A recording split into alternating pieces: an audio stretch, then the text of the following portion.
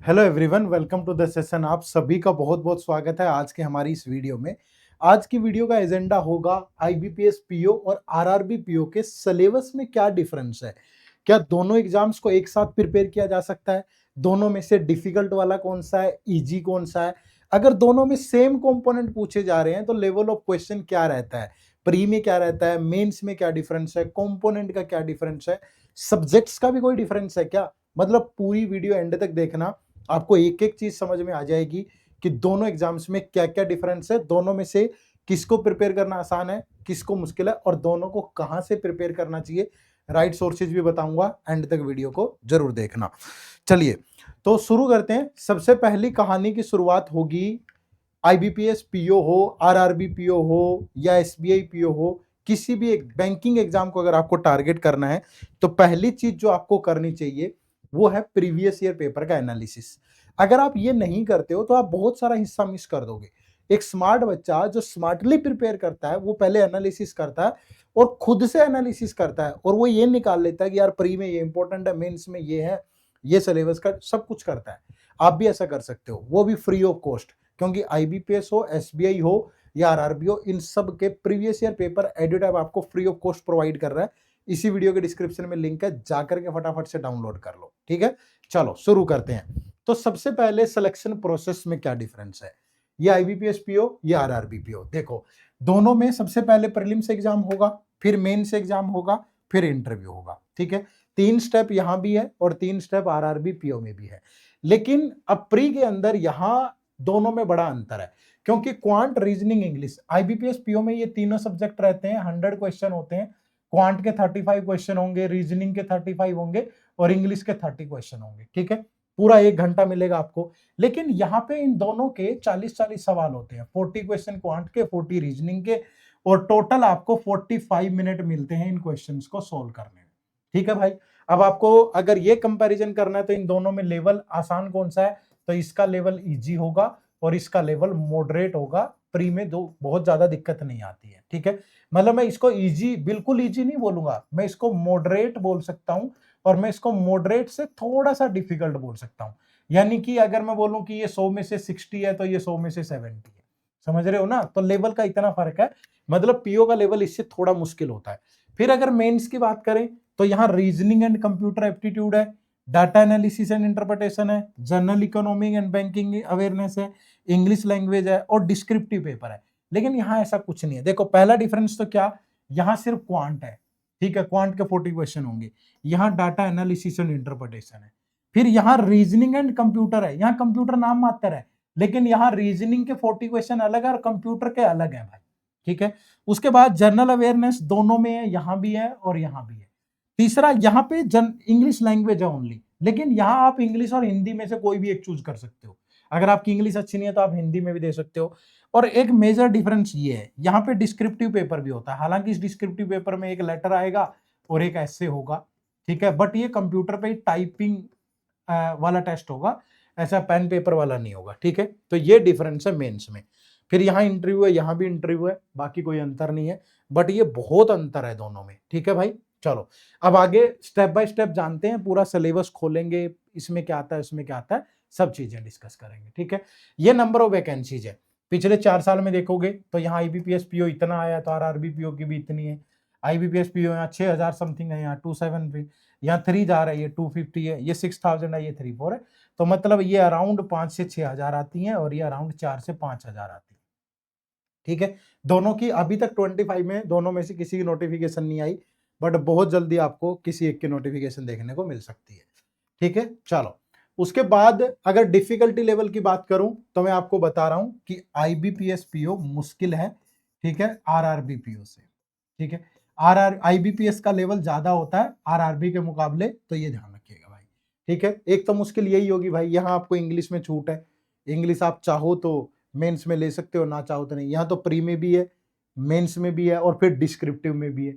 समझ रहे हो ना? और क्वेश्चंस का लेवल भी, यहाँ मेंस में क्वांट जो डीआई है वो बहुत हाई लेवल है, यहाँ इतना लेवल नहीं है। ठीक है, तो लेवल तो आईबीपीएस का मुश्किल है आरआरबी के बजाय। दूसरा, पोस्टिंग वगैरह का भी, यहाँ आपको कहीं भी पोस्टिंग मिलेगी। आरआरबी में आप जिस भी स्टेट से अप्लाई करोगे आपको उसी स्टेट में जॉब मिलेगी। तो बहुत सारा अंतर है ध्यान रखना, ठीक है। अब सब्जेक्ट वाइज देख लेते हैं क्वांट, ठीक है भाई। अब क्वांट जो है वो देखो, एक प्री हो गया भाई, ठीक है, प्री में आईबीपीएस और ठीक है आरआरबी, ठीक है। फिर मेंस होगा, मेंस में भी आईबीपीएस और आरआरबी, ठीक है, क्योंकि प्री और मेंस दोनों में पूछेगा। समझो, देखो क्वांट के 3 पोर्शन होते हैं, एक स्पीड मैथ होता है, एक डीआई होता है, एक अर्थमेटिक होता है। अब आईबीपीएस में प्रीलिम्स में 35 क्वेश्चन होंगे क्वांट के, ठीक है, जिसमें स्पीड मैथ के 10 क्वेश्चन हो सकते हैं, डीआई के 15 क्वेश्चन होंगे, ठीक है, और उसके बाद जो अर्थमेटिक वाला पोर्शन है यहां पे आपके 10 क्वेश्चन होंगे, और आरआरबी के अंदर आपके टोटल 40 क्वेश्चन होंगे, ठीक है, और इन 40 क्वेश्चन में स्पीड मैथ के वही 10 से 15 क्वेश्चन होंगे, ठीक है, आपके जो डीआई है उसके 15 क्वेश्चन होंगे, और फिर आपका अर्थमेटिक का भी 15 क्वेश्चन होगा। ये 10 हुआ तो ये 15, अगर ये 15 हुआ तो ये 10, ठीक है, और लेवल इसका ज्यादा है इसके मुकाबले में, ध्यान रखिएगा भाई। यहां आपको 20 मिनट मिलेंगी सोल्व करने के लिए 35 क्वेश्चन, और यहां 40 क्वेश्चन सोल्व करने के लिए 20 मिनट मिलेंगे, ठीक है, तो ये अंतर है, ये ध्यान रखना। दूसरा, फिर आईबीपीएस में मेंस में प्योरली डीआई है, ठीक है, अदर टॉपिक के क्वेश्चन भी होते हैं लेकिन वो लेंदी होते हैं थोड़े, नंबर सीरीज, क्वाड्रेटिक इक्वेशन, एक आध क्वेश्चन होगा बहुत लेंदी होगा, प्योरली डीआई होगा बाकी सारा, ठीक है। और इसके अलावा आरआरबी में मिसलेनियस रहता है, 5 से 10 क्वेश्चन तक स्पीड मैथ के आ जाते हैं, ठीक है, अगेन डीआई मिलेगा आपको 15 से 20 नंबर का, बाकी अर्थमेटिक मिलेगा, ठीक है। तो ये पूरा का पूरा क्वांट में डिफरेंस है, ठीक है। हाँ, दोनों को एक साथ प्रिपेयर कर सकते हो, कैसे, ये पूरा सिलेबस है प्रीलिम्स का, ठीक है। अब पहला देखो सिंप्लीफिकेशन, अप्रोक्सीमेशन, फिर नंबर सीरीज, और फिर क्वाड्रेटिक इक्वेशन, तो ये तो दो तीनों के लिए इंपॉर्टेंट है। फिर डीआई भी तीनों के लिए इंपॉर्टेंट है, फिर अर्थमेटिक भी तीनों के लिए इंपॉर्टेंट है। अर्थमेटिक में कुछ टॉपिक छोड़ दो, जैसे नंबर सिस्टम छोड़ दिया, एचसीएफ एलसीएम छोड़ दिया, ठीक है, परमुटेशन कॉम्बिनेशन छोड़ दिया, ये कुछ टॉपिक छोड़ के बाकी पूरा, मतलब सिलेबस सेम है दोनों का, सिलेबस पूरा सेम है, प्रीलिम्स में कोई अंतर नहीं है सिलेबस में, उन्हीं उन्हीं टॉपिक से क्वेश्चन आईबीपीएस पीओ में पूछेगा, उन्हीं में आरआरबी में पूछेगा, ठीक है। उसके बाद फिर मेंस की बात करूं, अब मेंस के अंदर, आरआरबी के अंदर, आरआरबी का सिलेबस यही है, आरआरबी प्री और मेंस का सिलेबस यही है, ठीक है, बस लेवल बढ़ जाएगा। प्री का लेवल अगर इजी टू मॉडरेट है तो मेंस का लेवल मॉडरेट टू डिफिकल्ट हो जाएगा, लेवल इंक्रीज होगा आरआरबी में, सिलेबस यही है। लेकिन आईबीपीएस में सिलेबस में भी डिफरेंस है और आपके लेवल में भी डिफरेंस है। आईबीपीएस में प्री में तो यही रहेगा, ध्यान से नोट कर लेना, आरआरबी में प्री और मेंस यही सिलेबस है, आईबीपीएस में प्री में यही है, लेकिन मेंस में आपका डीआई आ जाएगा। और डीआई में भी क्या, mix chart, caselet DI, radar base, arithmetic, new pattern तो नहीं पूछता है ज्यादा इसमें, तो इसमें मत घुसना, ये हो गया। और बाकी ये जो नंबर सीरीज और कंपैरिजन बेस्ड डाटा और सफिशिएंसी अर्थमेटिक है, इनका लेवल बढ़ जाता है, इनमें 2-2 3-3 स्टेटमेंट और थोड़ा ज्यादा डिफिकल्ट, तो ये आईबीपीएस पीओ का, आईबीपीएस पीओ मेंस, ठीक है भाई। तो ये डिफरेंस है आपका किसमें, क्वांट के सिलेबस में, ठीक है। अब उसके बाद आगे बात करेंगे रीजनिंग। अब रीजनिंग के भी 3 सेक्शन होते हैं, एक होता है मिसलेनियस।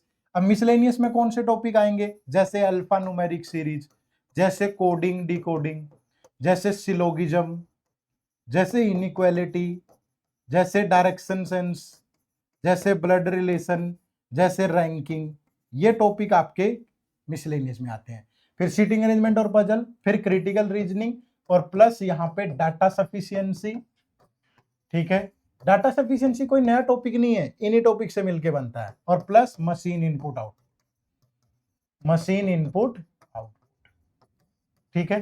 तो ये 3 पार्ट में हम डिवाइड करते हैं पूरा का पूरा।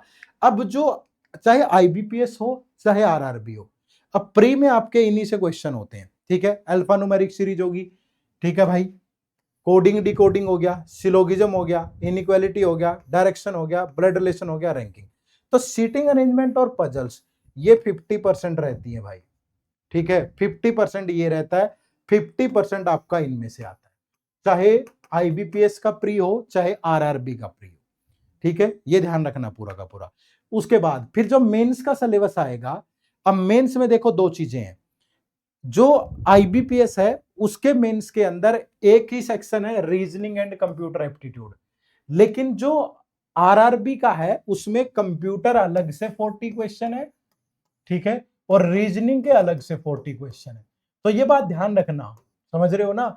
तो आईबीपीएस के लिए आपको कंप्यूटर करने की जरूरत नहीं है, लेकिन आरआरबी के लिए आपको कंप्यूटर करना पड़ेगा, ये सारे टॉपिक अच्छे से करने पड़ेंगे, ठीक है। आरआरबी पीओ के लिए, आईबीपीएस पीओ के लिए कंप्यूटर करने की जरूरत नहीं है, एक आध क्वेश्चन होता है कोई, ठीक है। और ये रीजनिंग का सिलेबस है पूरा। अब रीजनिंग के सिलेबस में प्री और मेंस में क्या अंतर है, एक तो ये नया टॉपिक आ गया मशीन इनपुट आउटपुट, दूसरा ये आ गया क्रिटिकल रीजनिंग, दोनों में आता है आईबीपीएस में भी और आरआरबी में भी। और तीसरा लेवल का डिफरेंस है, लेवल हाई हो जाएगा प्री के मुकाबले, प्री के मुकाबले लेवल क्या हो जाएगा, हाई हो जाएगा। तो समझ में आया, reasoning and computer aptitude IBPS PO में आता है, ये पूरा सिलेबस है। आईबीपीएस पीओ के लिए कंप्यूटर करने की जरूरत नहीं है, एक आध क्वेश्चन आता है। आरआरबी पीओ के लिए रीजनिंग पूरी यही रहेगी, साथ में ये पूरे कंप्यूटर के टॉपिक आपको पढ़ने पड़ेंगे, क्लियर है। उसके बाद फिर बारी आती है इंग्लिश लैंग्वेज की। अब इंग्लिश लैंग्वेज आईबीपीएस के प्री में भी आता है, ठीक है, और मेंस में भी आता है, लेकिन आरआरबी पीओ के प्री में इंग्लिश नहीं आता, ठीक है, और मेंस में आपके पास ऑप्शन है भाई कि आप हिंदी या इंग्लिश में से कोई एक चूज कर सकते हो, ठीक है भाई। अब यहां भी तीन ही पोर्शन है, ग्रामर कंप्लीट, वोकैबुलरी और कॉम्प्रिहेंशन, ठीक है। तो आरआरबी पीओ प्री में तो आता ही नहीं इंग्लिश, सिर्फ मैथ और रीजनिंग आते हैं। मेंस में हिंदी या इंग्लिश में से कोई एक चूज कर सकते हो, लेकिन आईबीपीएस के लिए आपको इन तीनों पे काम करना पड़ेगा। अगर आपकी इंग्लिश अच्छी नहीं है तो आप नहीं कर पाओगे, ठीक है। प्री में भी और मेंस में भी, प्री और मेंस का लेवल का अंतर है, टॉपिक यही सेम है। ये देखो, ये ग्रामर, वोकैब और कॉम्प्रिहेंशन आईबीपीएस के लिए, ठीक है। तो प्री और मेंस में क्या है, लेवल का बहुत ज्यादा डिफरेंस है, और आरआरबी में सिर्फ मेंस में आती है इंग्लिश, ठीक है। वो भी आप हिंदी चूज करना चाहो। क्वेश्चन होंगे cloze test, sentence correction, para jumper, fill in the blanks, reading comprehension, spotting error, sentence improvement, para sentence completion, sentence rearrangement, column based, word swap, rearrangement, sentence based, idiom phrases, पूरा का पूरा portion रहता है भाई, clear है। उसके बाद mains की बात करूं तो मेंस में भी यही होगा सिलेबस, बस लेवल हाई हो जाएगा, ठीक है, लेवल हाई हो जाएगा। उसके बाद बात करें जीए की। अब जीए दोनों के मेंस में आती है, दोनों के मेंस में आती है भाई, ठीक है। अब मेंस में क्या आता है, जनरल अवेयरनेस, मतलब करंट अफेयर आपको 6 मंथ की, लास्ट 6 मंथ करना मस्ट है भाई, ठीक है। 9 मंथ कर लोगे तो अच्छा होगा, गुड, ठीक है। और अगर 12 मंथ की कर लोगे तो वेरी वेरी गुड हो जाएगा, पिछले 1 साल की करंट अफेयर करना है। बैंकिंग एंड फाइनेंस की करंट अफेयर भी आती है, स्कीम और रिपोर्ट थोड़ी कम आती है, ठीक है। तो करंट अफेयर दोनों में आता है मेंस में, पर पिछले 6 महीने की करंट अफेयर जरूर करना मेंस एग्जाम से पहले, ठीक है। 9 महीने की कर लोगे तो बहुत अच्छा है, 1 साल पे ज्यादा मत जाना, ठीक है। तो इतना तो करना जरूरी है। उसके बाद अब क्या डिफरेंस है, ये आपका पूरा सिलेबस है बैंकिंग अवेयरनेस का, कि इंडियन टॉपिक से क्वेश्चन आते हैं। और दूसरा सबसे बढ़िया क्या है यार, प्रीवियस ईयर पेपर देखो ना आप, इसी वीडियो के डिस्क्रिप्शन में लिंक है, आरआरबी के भी देख लो, आईबीपीएस के भी देख लो। मैं तो बता ही रहा हूं, मेरी बातों से तो कंक्लूजन निकाल ही लेना, लेकिन आप खुद भी तो देख लो ना भाई।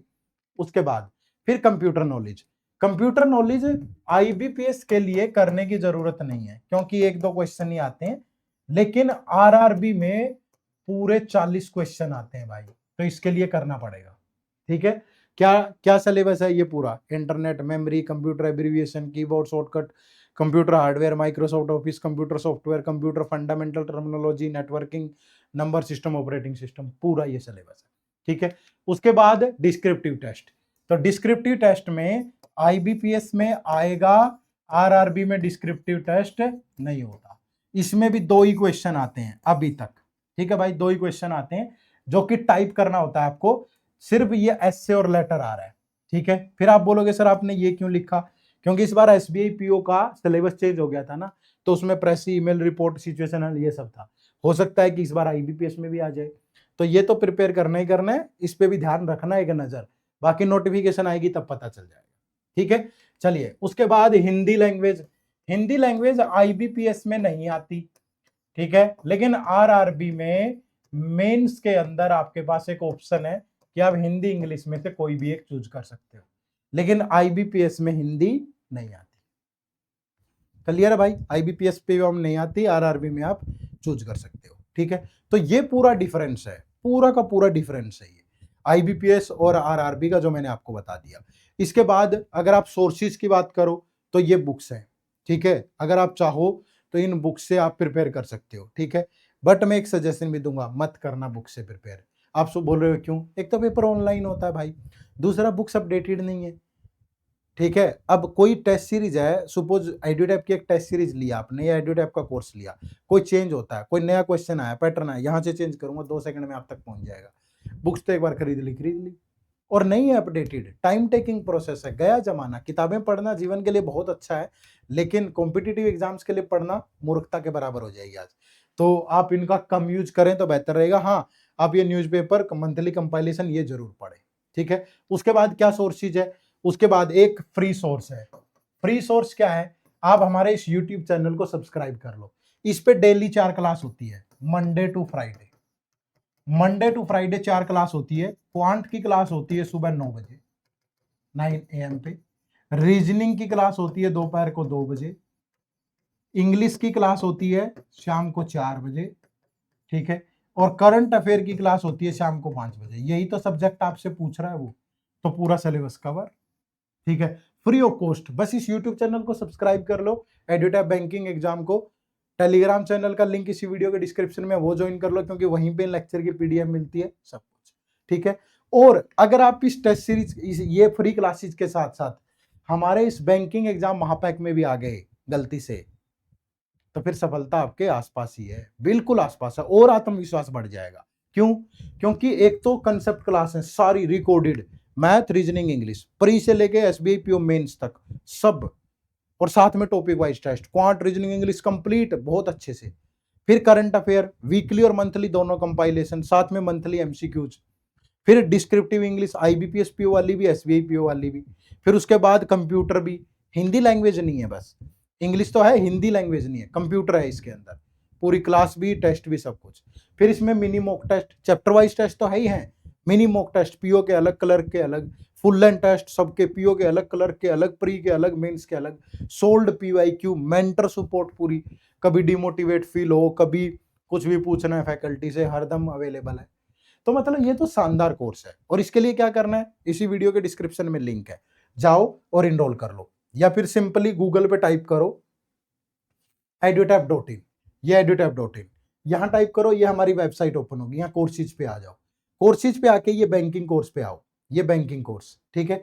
तो ये हमारे 2 बैंक के महापैक है, देखो कितनी अफोर्डेबल फीस में अवेलेबल है, इससे शानदार कोर्स मिलेगा। और खास बात देखो, जबरदस्ती इनरोल मत करना, या नो मोर पे जाना, नो मोर पे जाना, इसके बारे में पूरा पढ़ना किस कोर्स में क्या क्या दिया गया है, और साथ में ना ये डेमो लेक्चर है, डेमो लेक्चर लगा लेना। क्वांट भी है, रीजनिंग भी है, इंग्लिश भी है, डिस्क्रिप्टिव इंग्लिश भी है, 4 लेक्चर दिए गए हैं, चारों लेक्चर पढ़ के देखो पहले। अगर मजा आए तो इनरोल करो, नहीं मजा आए तो स्किप कर देना आगे, क्या दिक्कत है ना। और उसके बाद फिर ये इस बैच की फैकल्टी है, और यहाँ आपके दिमाग में कुछ क्वेश्चन हो सकते हैं, वो सब है। तो मतलब यार, जब आपके मन ये गवाही देना कि ये कोर्स मेरे लिए बेस्ट है, तब इनरोल करना, जबरदस्ती नहीं, ठीक है, क्योंकि बेस्ट है, हमने बहुत मेहनत की है इस कोर्स के अंदर। दूसरा, ये आपका RBI grade AB plus banking. अब अगर आप बैंकिंग एग्जाम के साथ साथ RBI ग्रेड AB को भी टारगेट करना चाहते हो, जिसमें RBI ग्रेड AB का भी फेज 1 फेज 2 इंटरव्यू सब कुछ कंप्लीट कोर्स, तो अगर आप RBI के साथ भी चाहते हो तो ये वाला, अगर बिना RBI चाहिए तो ये वाला, दोनों में से जो भी आपको बेस्ट लगे, ठीक है, आप प्रिपेयर करो बस, ठीक है। चैनल पे नए हो तो सब्सक्राइब कर लो, आप सबसे मुलाकात होती रहेगी, बहुत सारी वीडियोज आपका इंतजार कर रही है इस चैनल पे। आइए, पढ़िए, मेहनत करिए, सिर्फ सोचने से नहीं होगा, वीडियोस देखते रहो, स्क्रॉल करते रहो, कुछ से नहीं होना भाई। जिस दिन ये ठान लोगे ना, ये इरादा कर लोगे कि करना है, आज से करना है, अभी से करना है, उठाओ कॉपी पेन, पढ़ो और अपनी तैयारी मुकम्मल करो, ठीक है। फिर मुलाकात होगी। आप सबका बहुत बहुत शुक्रिया, थैंक यू वेरी मच। जय हिंद, जय भारत।